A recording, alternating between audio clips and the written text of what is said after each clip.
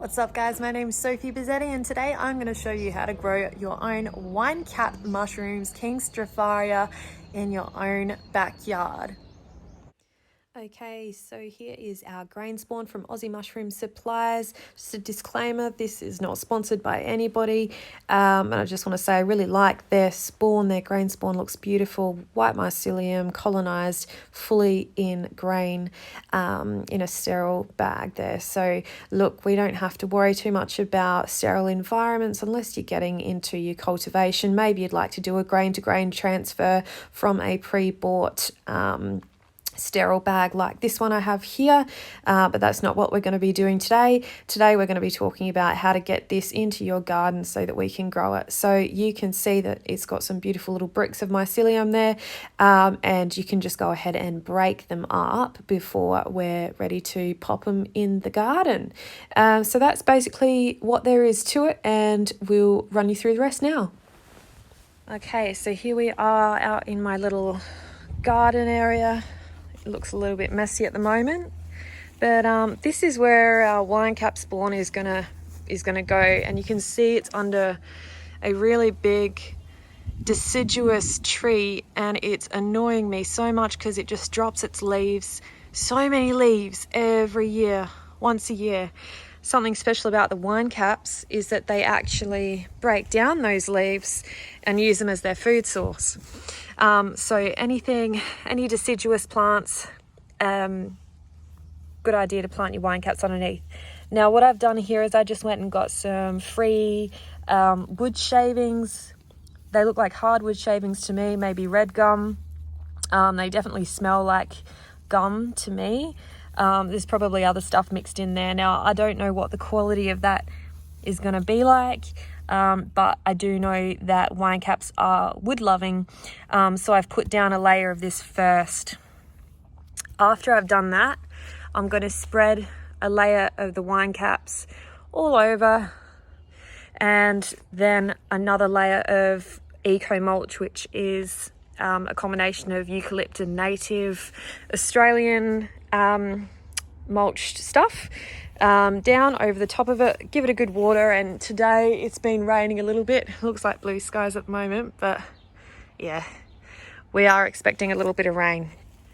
Okay, so where I am, I'm in Adelaide in South Australia. We do get quite hot weather here. You can see that it's raining on me a little bit at the moment, but what I'm going to do for these wine caps is, even though they're happy to grow in partial shade, I'm still going to create that environment for them, okay? I'm not going to risk it. So what I'm going to do is I'm going to make a little trellis type thing up here with some chicken wire and such, and I'm going to grow some climbing beans over it. Now it's not too bad at the moment because we're in autumn. It's not super hot. The ground is moist and humid anyway, and you can see I've got some other plants around to help create a bit more of a humid environment. Now I will put up some facts about King Stropharia mushrooms for you, so you know about their growth habits, and how they kind of prefer to grow. All right, so the temperatures and such. Okay, S.Rugosuannulata, the King Stropharia, also known as the garden giant, is wood loving, straw loving. It's vigorous. It loves leaves, wood chips, and even controls nematodes. By doing this, it enriches the soil and it fruits in 12 to 25 degrees Celsius. To ID this mushroom, you've got to look for a crown-like annulus, which is often imprinted on the upper side with marks from the gills under the cap, and these gills are violet in colour, and they can range to grey. The spore print is purple-black, and you're also looking for the wine colour on the top of the young mushrooms. Not to mention its size can range anywhere between 2 to 30 centimetres, but mostly found up until about 10 centimetres. Just a quick disclaimer, guys. Look, I'm by no means a mycologist or an expert. I'm just super passionate about growing food, and mushroom seems like a natural progression for me in my food creating journey here in the Adelaide suburbs, which you can see I've obviously got like a bunch of architectural landscape kind of plants around me, and I dare say that most of the gardens in this area would be quite similar. So you can follow this channel to make sure that you keep up to date with what I'm doing and how I'm doing it. Right, so we are back from the photo store. You guys, anyone interested in permaculture, you got to know permaculture isn't about how it looks, it's about how it tastes. So I've got some nice heavy gauge chicken wire here. We're gonna put it up in an arch. It's for practicality. It's so that I can walk under it, and between you and me, I am not that tall, so I only had to get 4 meters of this, and it cost me about 33 Australian dollars to get that. So head on down to a local photo store or something and see what they can get you, but I will show you once it's all up. Okay guys, so trellis is up, can walk underneath it. Here it is. Look, it's not the prettiest thing, but as I said before, it's functional, and that's what matters. So I'm going to secure it down with some U-hooks, which look like this. You just hammer them into the ground. You just got to make sure there's no pipe work running underneath, and then you'll have a trellis. Okay, so here is our makeshift arch. Keep in mind that when this is fruit bearing, that you want to make sure that this is supported with something else.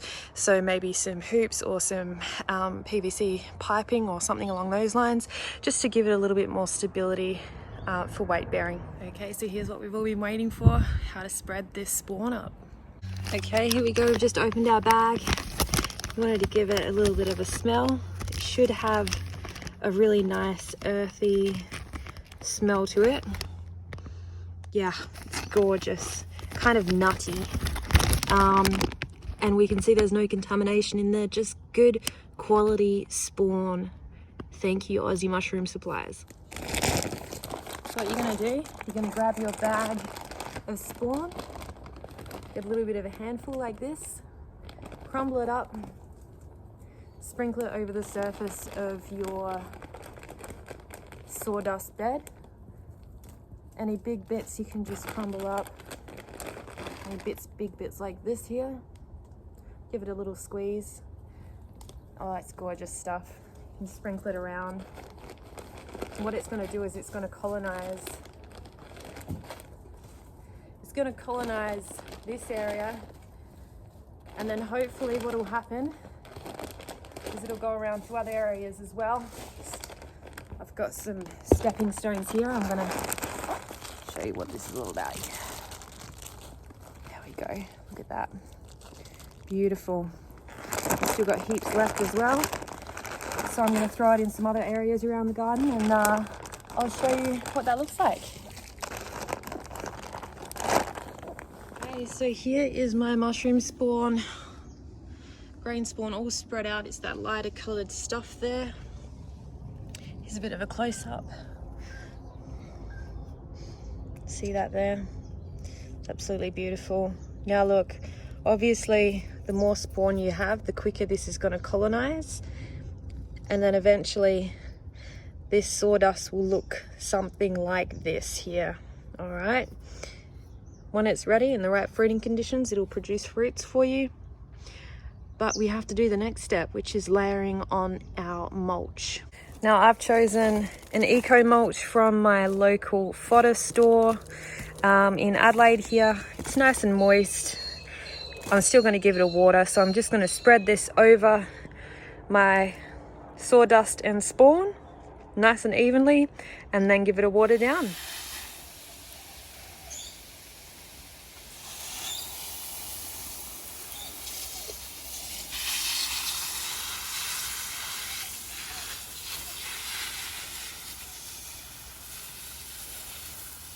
Right, so that's our mushroom bed there done.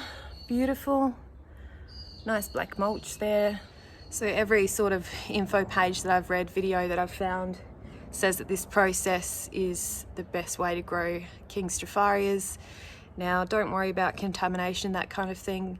Fruiting is not a sterile process, so we don't require sterilisation for that. It's only when they're making the grain spawn and cultures and that kind of thing in a lab that they need those sterile environments and the autoclaves and the all kinds of bits and pieces that they've got there to create a sterile environment. So once they're out here in the garden, that's all good.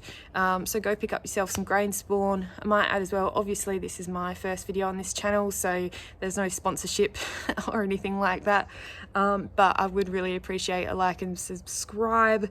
You can follow along for more stuff on my little permaculture project here in little old Adelaide. And I'll show you some other things that I am doing around the garden to make this place a tidy little food forest.